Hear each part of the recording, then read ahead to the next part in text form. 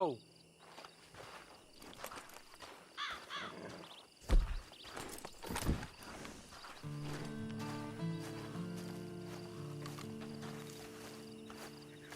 it's not much of an animal, but they haven't got far to ride.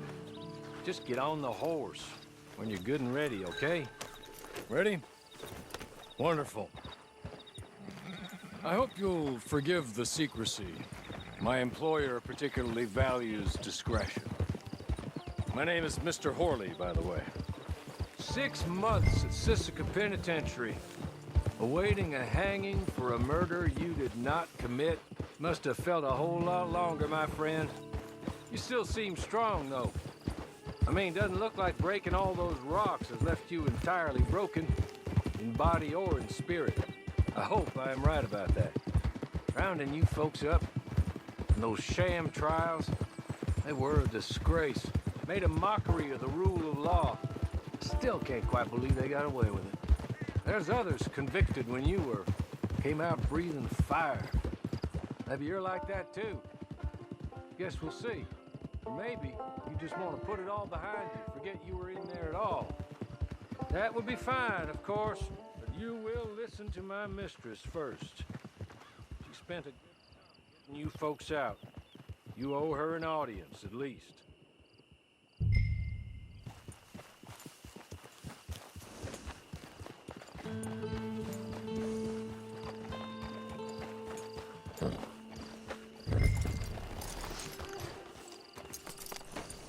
I'll wait.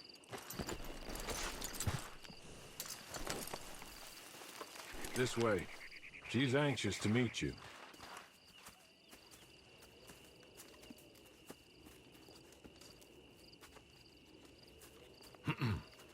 Madam, we're back. Hello. Jessica Leclerc, how do you do? What did you tell him? Nothing, as we discussed. Thank you, Hawley. I do hope we haven't inconvenienced you dreadfully. But seeing as you were due to be hanged in a week, I'm sure you don't object too strongly.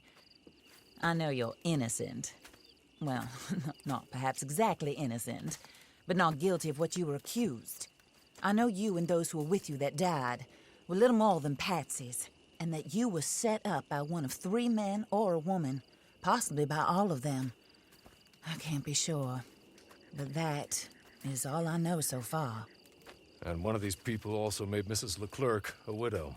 And I will avenge my husband's death, so help me God. But I will not avenge it upon them who did not cause it, or caused it unwittingly.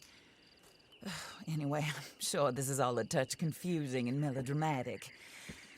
Where are my manners? Hawley, please show our guests to their tent and give them some fresh clothes to put on. Very good, madam. Then serve us both a little refreshment. Certainly, madam. This way. You'll find a change of clothes in there, alongside a few other items you might need, a lasso, a knife, and a lantern, I believe.